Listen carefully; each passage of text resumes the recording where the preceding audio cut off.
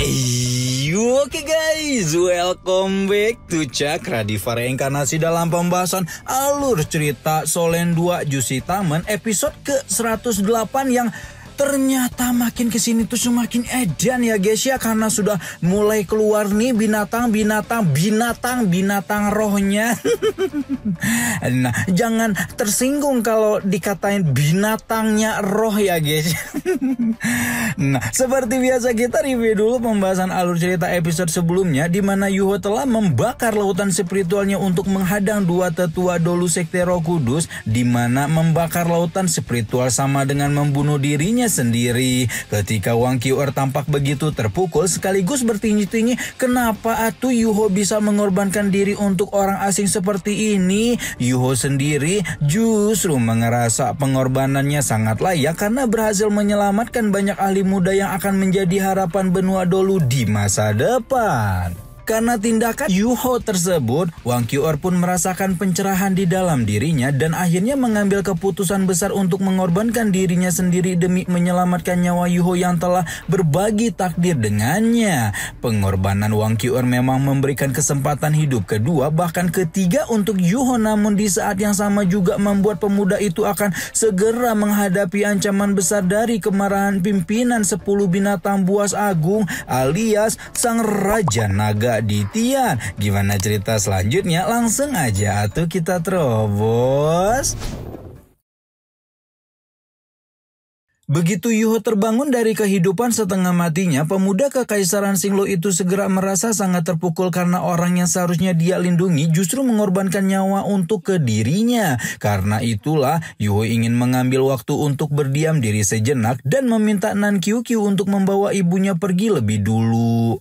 Nan Qiuqiu mengkhawatirkan kondisi kaptennya yang tampak sangat tergoncang, sementara ibunya meminta Qiuqiu untuk tidak ikut campur karena memahami bahwa Yuho sedang ingin menenangkan dirinya sendiri. Ketua Sekte Naga Bumi itu mengucapkan terima kasih kepada Yuho dan mempersilahkan pemuda itu untuk menyelesaikan urusannya sebelum berkata bahwa dia akan pergi ke Sekte Tang karena ingin mengantarkan Nan Qiuqiu kembali ke sana. Mendengar perkataan itu, Yuho segera mengeluarkan sepasang alat pembimbing roh terbang dan meminta tolong duo ibu dan anak Nan itu untuk memberitahu saudara-saudaranya bahwa dia baik-baik saja dan akan segera pulang. Selain itu, Yuho juga meminta keduanya untuk memberi pesan peringatan untuk akademi terhadap pergerakan hutan pertarungan bintang karena dia yakin kematian Wang Qiu'er sebagai binatang keramat kekaisaran pasti akan menimbulkan pergolakan besar di dunia monster. Nan Qiuqiu sekali lagi menanyakan kepada ibunya apakah mereka tidak perlu menemani Yuho, dan Nan Xiushu dengan yakin mengatakan bahwa Yuho tidak selemah yang putrinya kira karena meskipun hanya merupakan raja level 60-an, kekuatan mentalnya dapat menandingi seorang master dunia roh. Oke, sekarang kita tinggalkan dulu yuk kota Risheng dan sekitarnya buat nengokin Wang Dong'er yang masih tertidur lelap di markas besar Sekte Haotian. Nah, awalnya kondisi Wang Dong masih tampak tidak jauh berbeda dibanding biasanya, namun kemudian tiba-tiba saja Putri Tangsan itu melayang dari tempat tidurnya dan seperti bereaksi pada suatu energi yang menyerbu ke dalam tubuhnya. Kekuatan Dewi Kupu-Kupu Cahaya secara perlahan menjadi semakin kuat sampai menyebar keluar sekte dan membuat duo Pak D-nya alias Niu Tian dan Titan yang seperti biasa terus memperhatikan perkembangan kondisi Wang Dong pun menjadi terkejut melihat keponakan mereka itu meledakkan energi dewa sebelum kemudian kembali mengasing dari dunia ketika sebuah kepompong menyelimuti tubuhnya.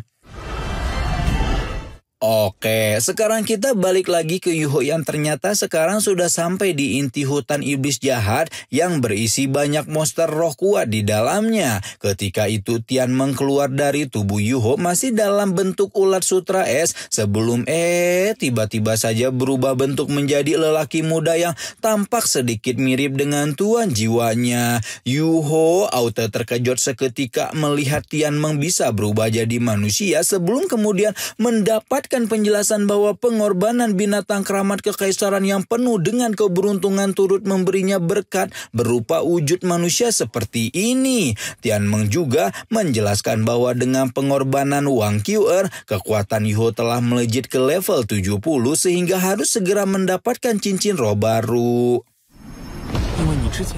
Yuho terdiam sejenak ketika mendengar perkataan Tianmeng sebelum kemudian berpikir bahwa memang dia menduga kalau hutan pertarungan bintang pasti akan bergejolak setelah kepergian Wang Qiu'er, dan mungkin saja gejolak itu dapat membawa bencana besar bagi kota Shrek sebagai tempat domisilinya.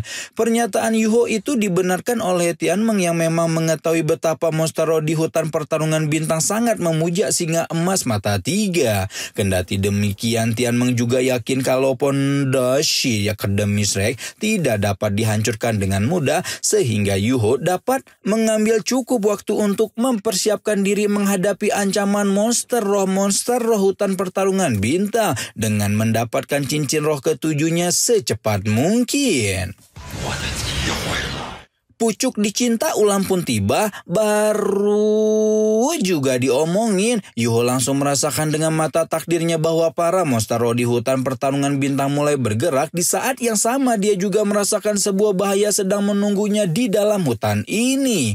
Sementara Yuho berkelana di hutan iblis jahat, abang-abangnya di Sekte Tang sudah dibuat khawatir bukan main karena mereka sudah sampai sejak 3 hari yang lalu. Namun Yuho masih belum menunjukkan batang hidungnya. Bebe sudah pusyang 7 keliling memikirkan bagaimana kalau nanti tiba-tiba Wandong bangun dan menemukan telah terjadi sesuatu yang buruk kepada Yuho. Karena diliputi kekhawatiran inilah, Bebe memutuskan bahwa dia akan menunggu 2 hari lagi sebelum bergerak mencari Yuho apabila pemuda itu tidak juga kembali.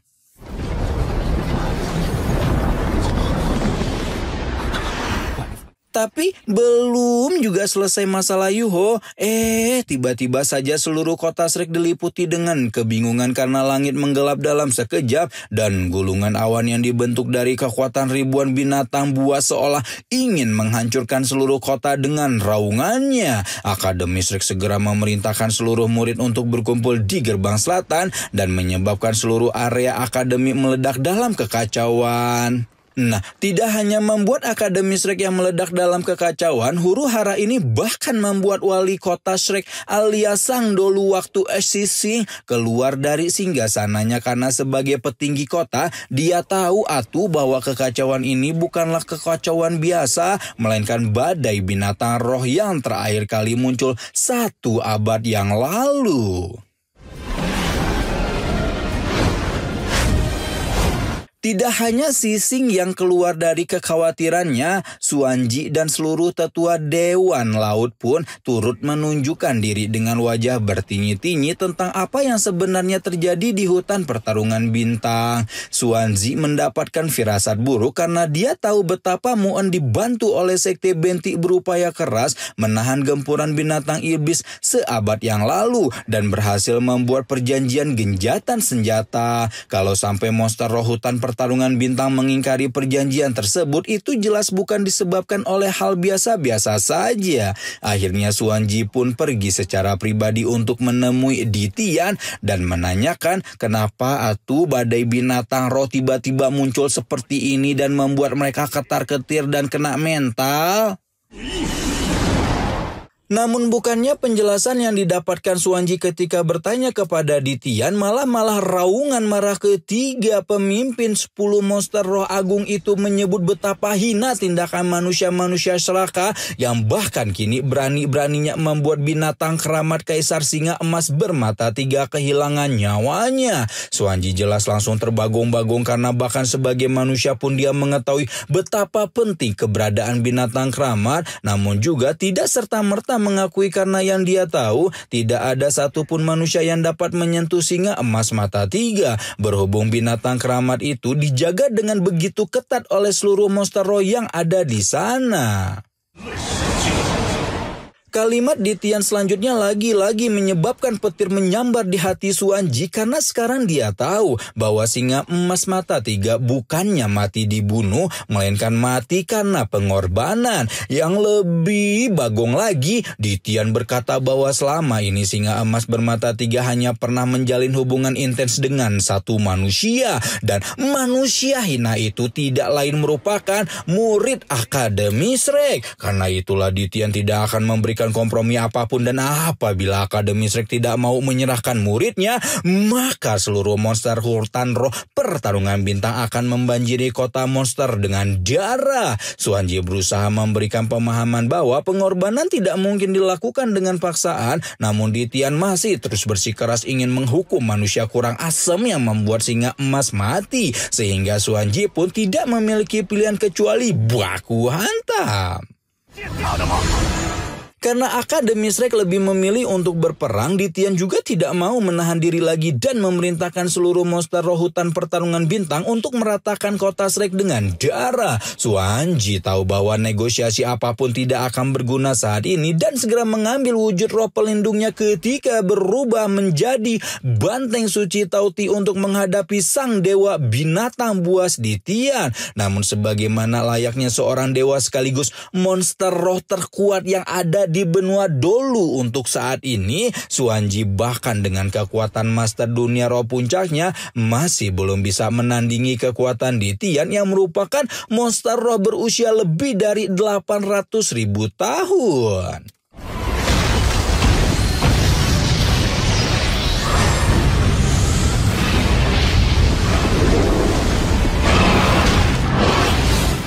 Dan benar saja, meskipun sempat beberapa kali melepaskan serangan ke arah di Tian, Suanji masih tidak bisa memberikan banyak kerugian pada sang dewa binatang buas dan akhirnya dilemparkan dengan begitu kejam oleh Raja Naga Hitam Mata Emas tersebut. Suanji masih belum bisa menstabilkan dirinya dari serangan pertama di Tian ketika pemimpin hutan pertarungan bintang itu melancarkan serangan keduanya dengan raungan keras, sehingga Suanji hanya bisa menahan serangan mengerikan itu dengan segala kekuatan yang dia miliki. Oke, sekarang Akademi Shrek dan seluruh kota monster terlibat pertarungan besar melawan hutan pertarungan bintang. Yuho masih khusyuk mencari cincin roh ketujuhnya sebelum akhirnya bertemu dengan seekor naga penelan berusia 10.000 tahun. Yuho mengingat penjelasan Muen tentang naga penelan langat lagi.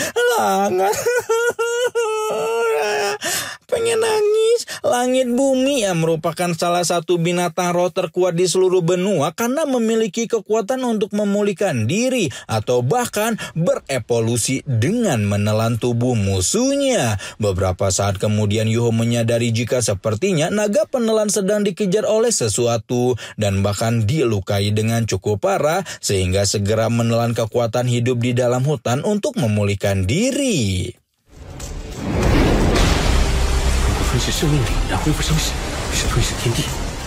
Karena menelan kekuatan langit bumi yang ada di dalam hutan, teknik ilusi roh Yuho pun turut ditembus sehingga mengungkap posisinya yang sedang mengamati naga penelan itu dari jarak dekat. Mengetahui ada manusia hina bina ada di dekatnya, segera membangkitkan insting liar naga penelan dan tanpa pikir panjang langsung menyerang Yuho seolah ingin memakannya dalam satu kunyahan. Sayangnya berkat pengorbanan Wang Qiu'er, Yuho saat ini memiliki begitu banyak keterampilan baru yang sangat kuat dan serangan naga penelan berusia 10.000 tahun jelas belum bisa memberikan kerugian pada dirinya.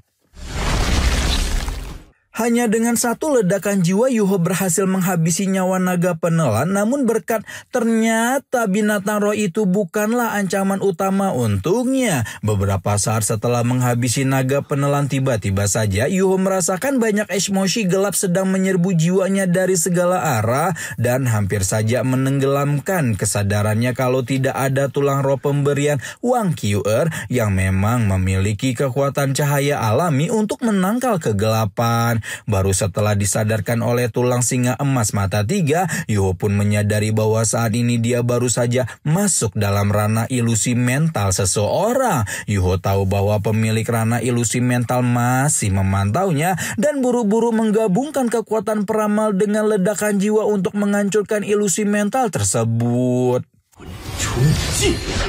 Sesuai dengan pemikiran Yuho, kekuatan tulang jiwa Wang Qiu'er digabungkan dengan kekuatan peramal yang diwariskan Abah Yilai Kexi membuat teknik roh Yuho menjadi jauh lebih kuat meskipun untuk saat ini hanya bisa diaplikasikan untuk ledakan jiwa saja. Nah, sebelum Yuho bisa menelaah lebih lanjut efek tulang singa emas mata 3 dan kekuatan necromancer apabila digabungkan, sebuah suara keras dengan nada antusias menggema ke seluruh hutan ketika berkata bahwa dia tidak menyangka bahwa seorang manusia benar-benar mewarisi kekuatan takdir binatang keramat kaisa. Suara itu juga berkata bahwa sekarang kekuatan takdir akan menjadi miliknya, namun Yuho sama sekali tidak bergeming mendengar ungkapan kesombongan itu karena hidup dan mati hanya bisa ditentukan oleh Allah Subhanahu wa Ta'ala.